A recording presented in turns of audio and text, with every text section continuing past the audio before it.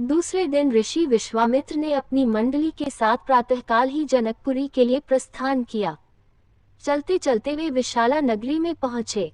इस भव्य नगरी में सुंदर मंदिर और विशाल अट्टालिकाएं शोभायमान हो रही थीं। वहां की बड़ी बड़ी दुकानें अमूल्य आभूषणों को धारण किए हुए स्त्री पुरुष आदि नगर की संपन्नता का परिचय दे रहे थे। चौड़ी चौड़ी और साफ सुथरी सड़कों को देखकर ज्ञात होता था कि नगर के रख रखाव और व्यवस्था बहुत ही सुंदर और प्रशंसनीय थी।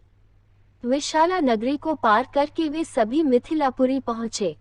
उन्होंने देखा कि नगर के बाहर सुरम्य प्रदेश में एक मनोहर यज्ञशाला का निर्माण किया गया था और वहां पर विभिन्न प्रांतों से आए हुए वेदपाठी ब्राह्मण मधुर ध्वनि में वेद मंत्रों का सस्वर पाठ कर रहे थे।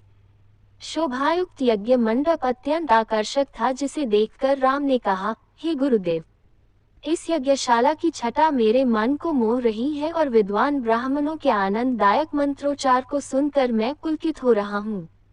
कृपा करके इस यज्ञ मंडप के समीप ही हम लोगों के ठहरने की व्यवस्था करें, ताकि वेद मंत्रों की ध्वनि हमारे मन मानस को निरंतर पवित्र करती रहे।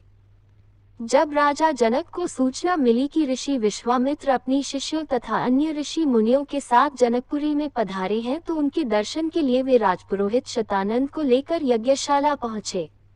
पाद्य अर्घ्य आदि से विश्वामित्र जी का पूजन करके राजा जनक बोले, हे महर्षि, आपने यहाँ पधार कर और दर्शन देकर हम लोगों को कृतार्थ कर दिया है। आपकी चरण धूलि से यह मिथिला नगरी पवित्र हो गई है।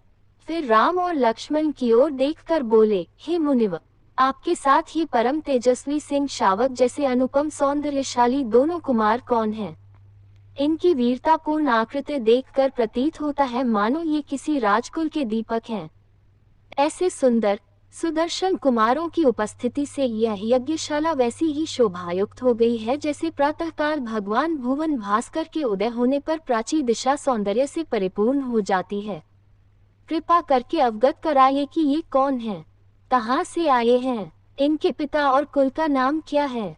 इस पर ऋषि विश्वामित्र ने राजा जनक से कहा, हे राजन, ये दोनों बालक वास्तव में राजकुमार हैं। ये अयोध्या नरेश सूर्यवंशी राजा दशरथ के पुत्र रामचंद्र और लक्ष्मण हैं। ये दोनों बड़े वीर और पराक्रमी हैं। इन्होंने सुबाहु, ताड़का आदि के साथ घोर युद्ध करके उनका नाश किया है। मारीच जैसे महाबली राक्षस को तो राम ने एक ही बाण से 100 योजन दूर समुद्र में फेंक दिया। अपने यज्ञ की रक्षा के लिए मैं इन्हें अयोध्यापति राजा दशरथ से मांग कर लाया था। मैंने इन्हें नाना प्रकार के अस्त्र शस्त्रों की शिक्षा प्रदान की है।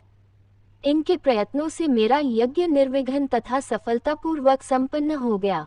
अपने सद्व्यवहार, विनम्रता एवं सौहार्द से इन्होंने आश्रम में रहने वाले समस्त ऋषि मुनियों का मन मोह लिया है।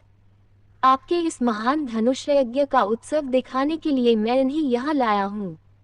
इस वृतांत को सुनकर राजा जनक बहुत प्रसन्न हुए और उन सबके ठहरने के लिए यथोचित व्यवस्था कर दिया।